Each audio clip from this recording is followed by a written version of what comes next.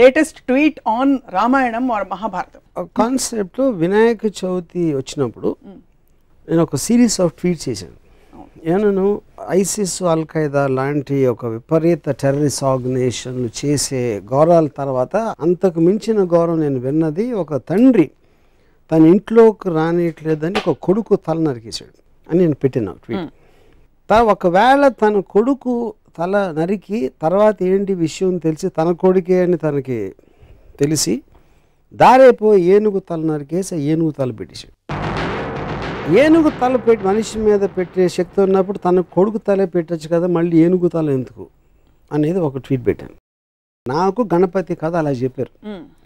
First శివుడు అనే దేవుడికి తన కొడుకు తనే తెలియదా ఒకటి, అది పక్కన పెడదాం. ఒక చిన్న పిల్లడు లోపలికి రావద్దు అన్నాడు, కానీ అటాక్ కూడా చేయలేదు. నన్ను రావద్దు అంటావు రా అని తల నరికేస్తే నాకు తెలిసి తాలిబాన్ కూడా చేయలేదు, కానీ మన దేవుడు చేశారు. దాని తర్వాత ఏనుగుని చంపితే ఇప్పుడు WWF అంత గోల్ చేస్తారు, మేము సినిమాలో కుక్కను పెడితే సెన్సార్ వాళ్ళు కుక్కర్ని ఏమైనా చేశారా అని అడుగుతారు. ఏమి అన్నం పోయిన తెలియదు ఏనుగుని చంపేసి దాని తలను పెట్టారు. ఆ తల ఎందుకు పెట్టలేదు అదో క్వశ్చన్. దాని మీద బాంబేలో ఒక శివసేన ఇలాంటి ఎంఎస్ గ్రూప్ వాళ్ళు ఇలాంటి ట్వీట్లు పెడతాంటే గణపతి అంటే చాలా పెద్ద ఈవెంట్ బాంబేలో. అంటే దాంట్లో ఒక లీడరు ఇప్పుడు మనం గొడవ చేస్తే దీని గురించి దాంట్లో లాజిక్ అంతా బయటికి అవుతారో తనకే పబ్లిసిటీ వస్తుంది వదిలేయండి అని చెప్పాడు. సో నా పాయింట్ ఏంటంటే అది ఇప్పుడు మనం బ్లైండ్గా ఫాలో అవ్వటానికి ఒక దేవుడికి ఉన్న క్వాలిటీస్, ఆ దేవుడికి ఉన్న ఆ పర్టిక్యులర్ పురాణ పురుషుడికి ఉన్న క్వాలిటీస్ అనేది మనకు చాలా ఇంపార్టెంట్ స్టడీ చేయడం. నేను బ్లాటెంట్గా ఇలాంటి ఆస్పెక్ట్స్ ఉన్నప్పుడు దాన్ని క్వశ్చన్ చేయకుండా కేవలం దేవుడు చేశాడు కాబట్టి వదిలేసాం, తాలిబాన్ చేస్తే అల్ ఖైదా చేస్తే వాళ్ళని రాక్షసులు అంటాం. ఇది ఒక ఎగ్జాంపుల్. రెండో ఎగ్జాంపుల్, రాముడు వనవాసానికి వెళ్ళిపోయాడు, సీతమ్మ లక్ష్మణుడు ముగ్గురు వెళ్ళిపోయారు. 14 సంవత్సరాలకి సరిపడా వాళ్ళకి బట్టలు ఆభరణాలు ఇచ్చారు. అవి ఎవరు మోసారని ఒక ట్వీట్ పెట్టాను. రాముడు మోసాడు, సీత మోయదు అంటే లక్ష్మణుడు మోసాడా? ఒకవేళ ఇవ్వకపోతే అవే బట్టలతో 14 సంవత్సరాలు ఉన్నారా? లేకపోతే అడవిలో వేరే బట్టలు ఎక్కడ కొనుక్కున్నారు? లేకపోతే ఆకులను కట్టుకున్నారు? ఇలాంటివి ట్వీట్ చేశారు. అదేంటి నాకు కించపరచడం కాదు, దాని గురించి జోక్ చేయడం కాదు. ఇలాంటి ఫండమెంటల్ ఎలిమెంట్స్ గురించి నేను సినిమా తీస్తే 1,00,000 రకాల రివ్యూలు రాస్తారు. రామాయణ మహాభారతంలో నేను తీసే అతి చెత్త సినిమాలు కానీ ఎక్కువ లొసుకులు ఉన్నాయని నా ఫీలింగ్. వాటికి ఎవరు ఇంత పూజిస్తారు కానీ రివ్యూస్ రాయరు. నా సినిమాలు ఏమో చూడరు, ఫ్లాప్ చేయిస్తారు. ఆ జలసీ తోటి నా మనసులోంచి వచ్చిన ఒక ఆక్రోషంలోంచి ఆ ట్వీట్స్ వచ్చాయి. ఇక్కడ కార్ ఆన్ చేస్తే అక్కడ డోర్ తీస్తారు, మధ్యలో కార్ ఆగిపోయిందా, పెట్రోల్ పోయించాడా, ఈ డీటెయిల్స్ అన్ని మీరు చూపించారు కదా మీ సినిమాలో. అంటే నా పాయింట్, ఒక ఫాదర్ కొడుకు తల నరికేయడానికి కారు ఆపేశాడు, పెట్రోల్, ఎంత చిన్న ఎగ్జాంపుల్, అది సరిపోతుందా? అంటే దానికి దీనికి పోలిస్తే మీ గురించి నాకు అర్థమవుతుంది. ఈ పోలిక కరెక్ట్ అని అనుకుంటే సివియారిటీ ఆఫ్ ద థింగ్ అది కాదు. ఇక్కడ లాజికల్ కార్లు పెట్రోల్ ఉందా లేకుండా వెళ్ళిందా అనేది దాని వలన ఏమి మీకు మారల్ ఆస్పెక్ట్ అనేది ఏమి రాదు. మీకు ఒక స్టోరీలో ఒక లాజిక్ అది.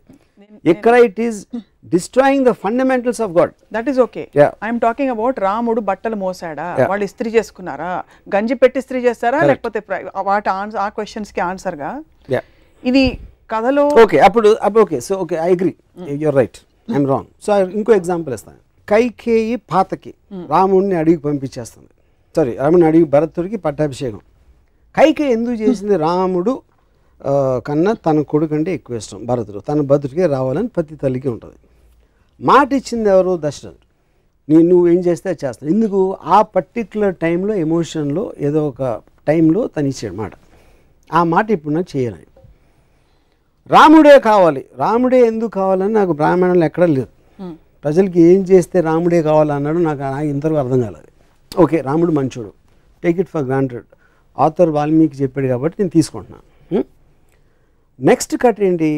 ఒక రాజు, ఒక దశరథుడికి అయోధ్య రాజుగా ప్రజల పట్ల ఎక్కువ రెస్పాన్సిబిలిటీ ఉందా, పాతకైన కైకేయికి ఇచ్చిన మాట ఎక్కువ రెస్పాన్సిబిలిటీ ఉందా? అప్పుడు నాకు రంగనాయకం విశ్వరోక్షణలో ఒక ఎక్స్ట్రాడినరీ పాయింట్ ఏమనిపించిందంటే, కైకే నాకు ఇచ్చిన మాట మీరు నిలబెట్టుకోరు, మాట తప్పితే మోక్షం రాదు అనే భయంతో నా మాటకి విలువిస్తున్నారు. మోక్షం రాకపోతే స్వర్గప్రాప్తి రాదు, స్వర్గప్రాప్తి రాకపోతే రంభ ఉరుసులు దొరకరు. అది మెయిన్ పాయింట్ అక్కడ. ఒకవేళ తన పర్సనల్ హ్యాపీనెస్ మోక్షం రావాలి స్వర్గం అలా నాది వచ్చేస్తే అయోధ్య ఏమైపోయినా నాకు పర్లేదంటే అప్పుడు మనకు ఉన్న పొలిటికల్ లీడర్స్ స్విస్ బ్యాంక్లో నా డబ్బు ఉంటే చాలు దేశం ఏమైపోయినా పర్లేదంటే దానికి దీనికి ఏంటి అసలు difference? Absolute no difference. So ఇది మోర్ రిలవెంట్ పాయింట్. ఇందాక ఇచ్చిన బట్టల పాయింట్ పక్కన పెట్టి ఈ పాయింట్ పెడుతున్నాయి ఇప్పుడు. ఇవన్నీ సింబాలిక్గా ఎందుకు చూడరు మీరు? ఏంటి సింబాలిక్? ఫేస్ వాల్యూ తీసుకోకుండా. ఫేస్ వాల్యూ ఎట్లా తీసుకుంటాం? దేవుళ్ళని కూడా ఫేస్ వాల్యూ తీసుకుంటే ఇప్పుడు సినిమాలని ఒక కేవలం వినోదం కోసం ఒక వారం వచ్చి 2 వారం వెళ్ళిపోయి సినిమాకి మీరు అంత సీరియస్గా తీసుకుని దాన్ని విశ్లేషిస్తూ ఉంటే మొత్తం మారల్ వాల్యూస్ నిలబెట్టే పురాణాలని ఇష్యూలు సీరియస్గా తీసుకుంటే ఎట్లా ఉంటుంది? Press the bell icon for more updates. Subscribe to iDream. Subscribe to iDream. Please subscribe to iDream. Subscribe to iDream. Please subscribe to iDream. For more such videos, please subscribe to iDream. For more videos, please subscribe to iDream. And you're watching iDream Media. Please like, share and subscribe to the channel. And don't forget to subscribe to iDream. Please subscribe iDream Media. Do subscribe to iDream. Subscribe to iDream Media. Do subscribe to iDream Media. Don't forget to subscribe. Click on the button below. Don't forget to subscribe to iDream.